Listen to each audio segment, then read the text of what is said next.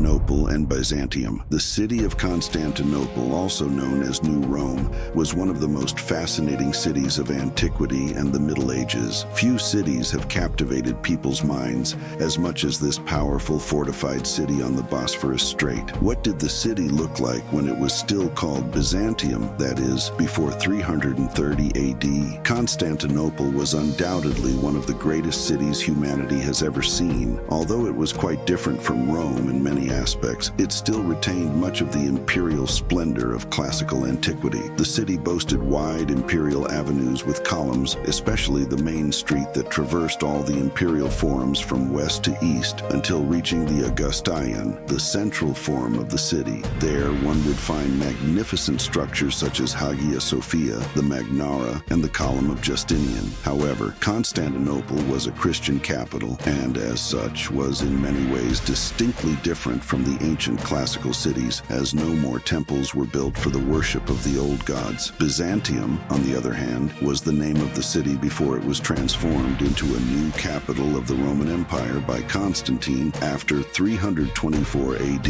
with its dedication ceremony taking place in 330 AD. It was a completely pagan city with a classical Greek appearance in all aspects. Therefore, Istanbul must have looked very different from Byzantium. The city of Byzantium, or Byzantium as it was called by the Greeks, was founded as a colony of Megara in the 7th century BC. The origin of the name Byzantium may derive from a Thracian personal name Byzas, or according to Greek legend, from the Greek king Byzas, leader of the Megarian colonists who founded the city. However, the former version is more likely, as archaeological evidence shows that Byzantium was preceded by a Thracian settlement dating back to before the first millennium BC. In fact, the Bosporus Peninsula was inhabited as early as 5500 BC during the Neolithic Age. Pliny the Elder, in his work Natural History, refers to the city as Lygos. This Thracian settlement was located to the northeast of the peninsula, near where the Topkapi Palace stands today. It is very likely that the Greek colonizers from Megara merely expanded the existing Thracian settlement when they arrived,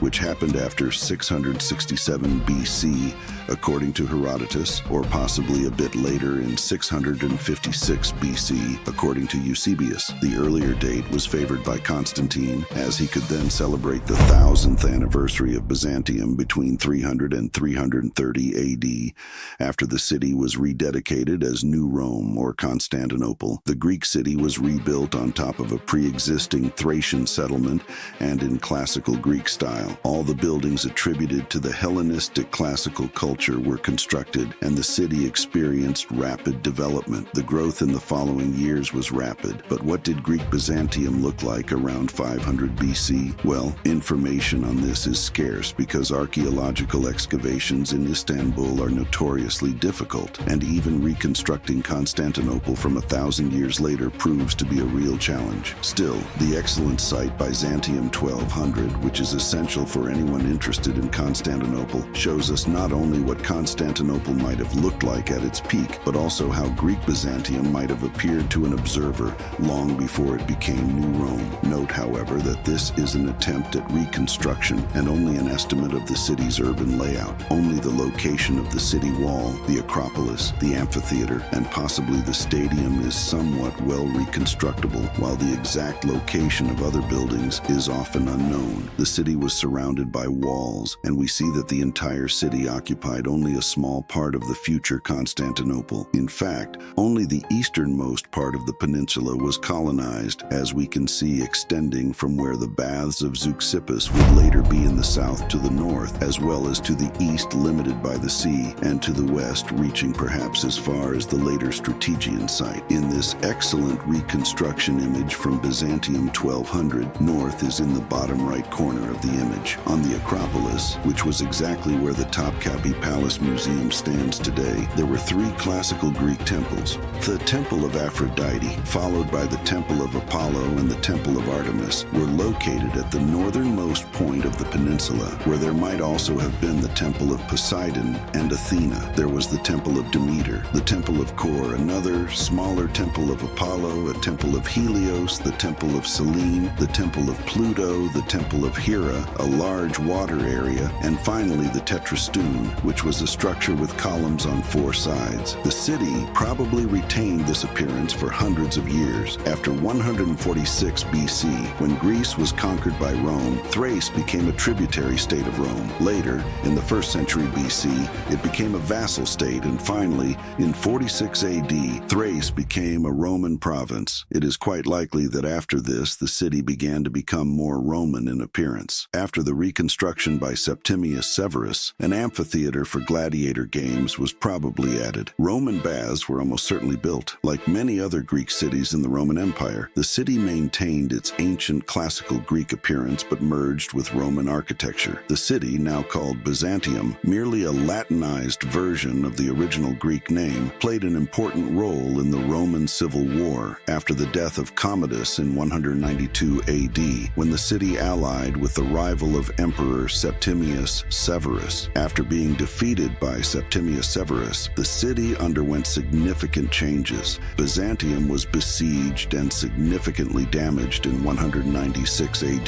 The city was then rebuilt in the same year by order of Septimius Severus, and we can assume that after that the city took on a much more Roman appearance. However, the temples on the Acropolis, if damaged, would certainly have been rebuilt since classical paganism was still alive and intact at that time. The city was renamed Augusta Antonina in honor of Septimius Severus's son Marcus Aurelius Antoninus, better known as Caracalla. After Caracalla's death in 217 AD, the city was renamed Constantinople. The city in the Roman Empire, after Severus's reconstruction, had already grown much more than the ancient Constantinople and now extended to the west, where more than a century later, the Forum of Constantine would be located. Just like the Greek city of Constantinople, we don't know much about the urban structure of the city when it was called Augusta Antonina. It certainly had a very pagan appearance, with temples on the Acropolis standing out above all. Many forums, temples, baths, amphitheaters, and certainly aqueducts. Byzantium continued to prosper so much that by around 300 AD, it must have been an incredible city to behold and a rich center of commerce and business, being perfectly situated on the Bosphorus, a strategic point controlling trade between the Black Sea and the Mediterranean. It's remarkable that Byzantium caught the attention of a Roman emperor increasingly discontent with old Rome, which was not yet ready to become a Christian capital. Paganism was deeply rooted in the society of the Western Roman Empire. However, Byzantium, thought Constantine, was not only strategically located closer to the wealthy eastern provinces and the borders with Persia, but also more easily fortifiable than old Rome, which was surrounded by land on all sides. The transformation of Byzantium into Constantinople was significant. Byzantium, however, was surrounded by water on three sides and could thus be transformed into an impregnable fortress. Therefore, Constantine chose Byzantium as his new capital and, as early as 324 AD, after his victory over Licinius, began the work to greatly expand and beautify the city. For 6 years, the work continued. Many new buildings were constructed, and the city expanded further west, far beyond the Severan walls. In one of his most controversial acts, of which unfortunately there are many, Constantine plundered old Rome of many statues and other riches to adorn his new Rome. Many impressive monuments were built, such as the Philadelphian, still quite pagan and classical in appearance, the Great Nymphaeum, and of course the Forum of Constantine with the impressive Senate building and a column on which the emperor had a statue of himself placed, resembling the sun god.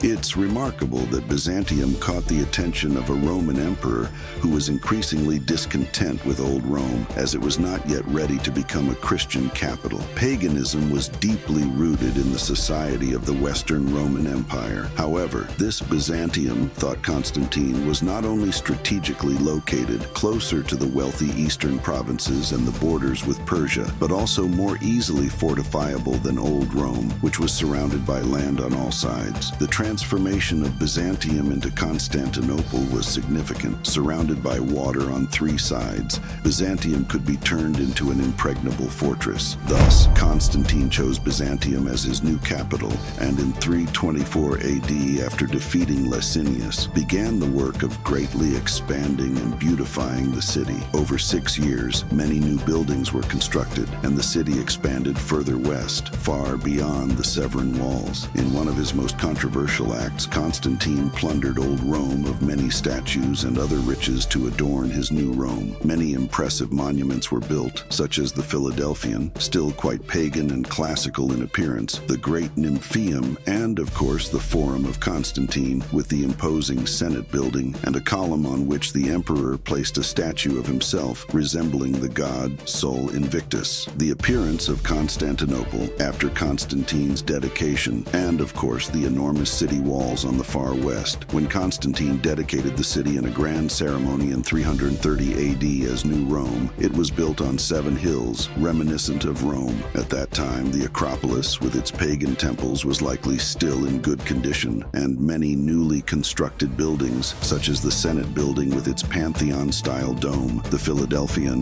the Great Nymphaeum, the colonnaded Macy, and the Grand Forum and Column of Constantine, gave the city a classical and imperial Roman appearance. It was only in the following centuries that the city became visibly more Christian, so that by the time of Justinian, 200 years later, the city could be called truly Christian in appearance. However, as we've seen in this video, the city still retained many of its ancient classical features. Even so, the city would never again appear as Greek as it did when it was called Byzantium, nor as fully Roman as when it was known as Augusta Antonina. The era of Byzantium truly came to an end, and the rise of Constantinople began. Subscribe to the channel, be a centurion, and like the video. This helps us produce more content. Thank you.